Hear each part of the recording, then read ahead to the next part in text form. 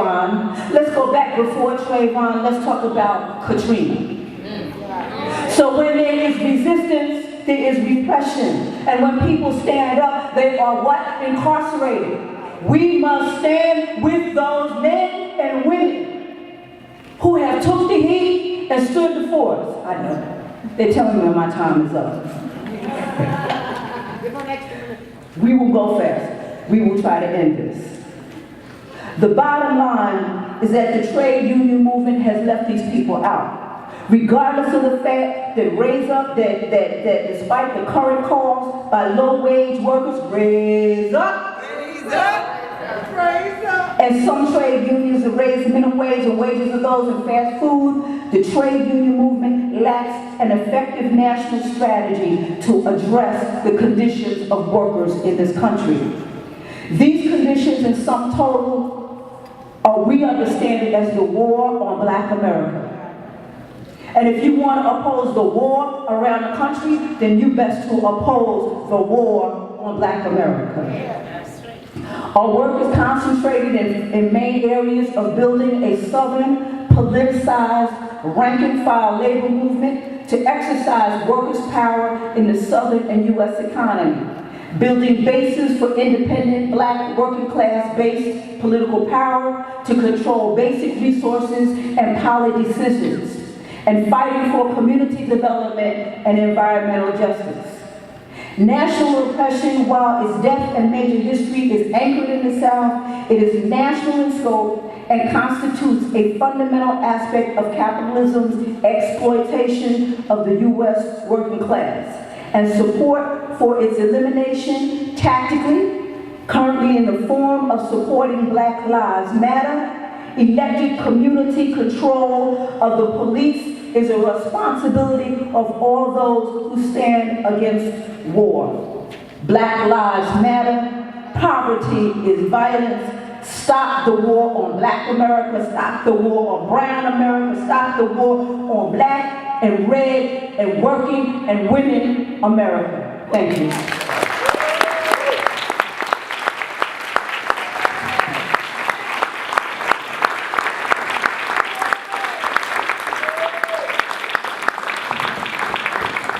That was pretty impressive.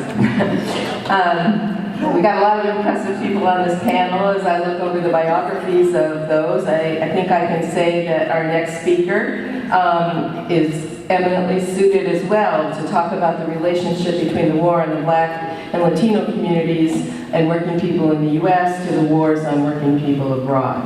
Ramiro Funes is a political journalist and analyst who's written extensively about Latin America and U.S. foreign policy. He's a regular participant in the movements for workers' rights, for immigrant rights, and against U.S. intervention in New York.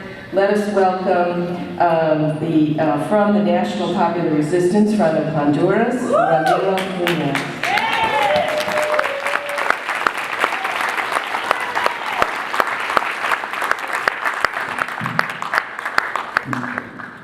Saludos. Hasta la victoria siempre. Greetings, comrades, friends, sisters, and brothers. First, I want to thank all of you for joining us at this year's UNAC conference. The presence of so many people here today is a testament to the urgent and frightening times we are living in, the era of endless imperialist wars. I would like to invite all of you, especially the younger comrades who are present, to attend our forthcoming youth-led workshop entitled Building Emerging Movements for Tomorrow.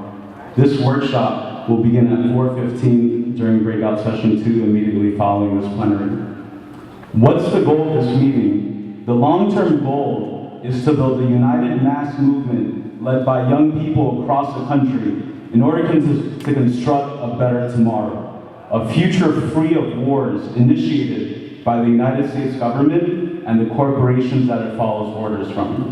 The short-term goal is to plan with this National Day of Action, we want to make sure that U.S. militarization is put to an end, and that we say that we're opposed to this capitalist expansion, we're opposed to imperialism, we're opposed to the oppression of all Black and brown people around the world, and we will stop and we will do whatever it takes by any means necessary to make sure that no one is subject to attack by US imperialism and corporate interests. We are opposed to war at home. You can even look at Baltimore and Ferguson, and you see the war at home very clearly there.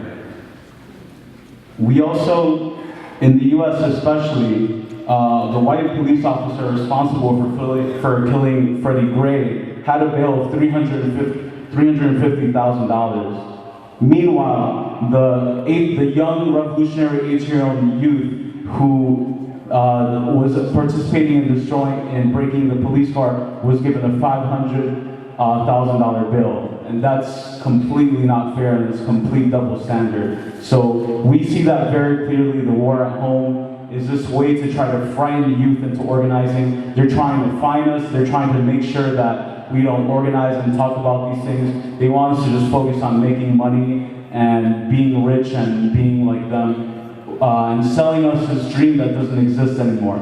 The American dream does not exist. It has never existed and does not exist. It's a lie. We need to realize we're in some major crises right now. Most of the world is becoming impoverished. There's so many wars. We have to put things together. So I'm inviting youth to this conference. Let's build a youth-led movement that actually stands for the people, all people of oppressed nations, for women, for black women, for brown women, to lead this. So this will begin right after this plenary. So thank you so much.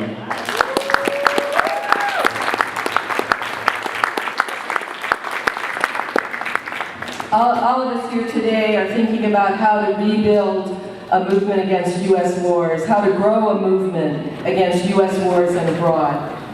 One element of that process is clearly going to be clearing the confusion.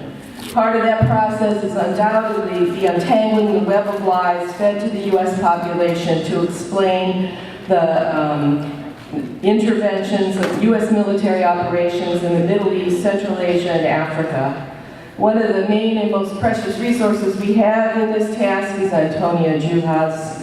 She's an energy analyst, writer, investigative journalist. She's an award-winning author, written 3 books on these topics and co-authored 6 others. She's been to Afghanistan twice, has written extensively on the role of oil and gas in the wars in those locations. In addition, she serves on the National Advisory Board of Iraq Veterans Against the War. Please welcome Antonia.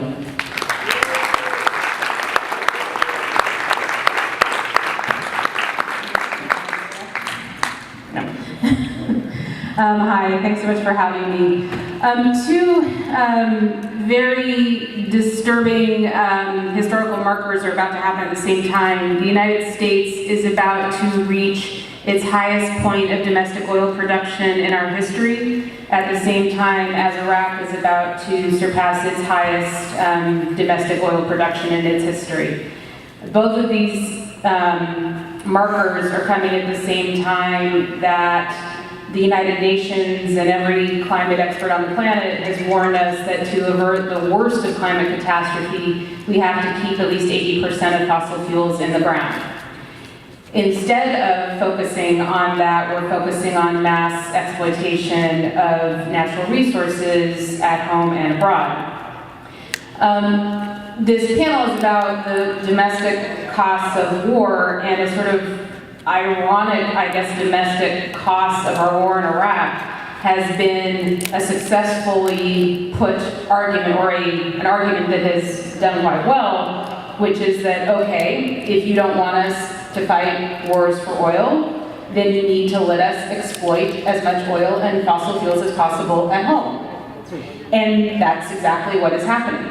And it's very similar to a mutation of an argument that we had made, when we were looking forward to we were looking to the future of peak oil, and warning that when the world hits peak oil, we need to be very concerned. It's going to, it will demonstrate how dependent we are on this resource, and once we don't have it as much anymore, we will see that everything is based on our dependence on this resource, our public transportation, our fertilizers, our agriculture, our plastics. And for those of us who are making that warning, it was to say, look, this is another reason why we need to get off of this resource, right? And we need to start getting off of it now. And that was our argument. But what the industry did with that concern about peak oil was to say, yeah, you're right. It's going to be really bad. So therefore, you need to let us make sure we don't hit that peak. And that's what they've done very successfully. They have successfully pushed the peak further and further back, and the way they've done that is by moving into these incredibly harmful and exploitive new modes of fossil fuel exploitation. Ultra deep water drilling, fracking for oil in the United States, which has been a part of the heart of the domestic oil boom, exploitation of tar sands, and increased militarization and weaponization to go after the oil that is also out there. So these two patterns are happening simultaneously. And one of the, tragic stories of the Iraq War is that it has actually been remarkably successful. And remarkably successful at achieving one of its primary goals, which was gaining access to Iraq for Western oil companies. So for 30 years before the 2003 invasion of Iraq, Western oil companies were completely excluded from Iraq, and today every single major Western oil company is active in Iraq and producing from some of the largest fields in the world.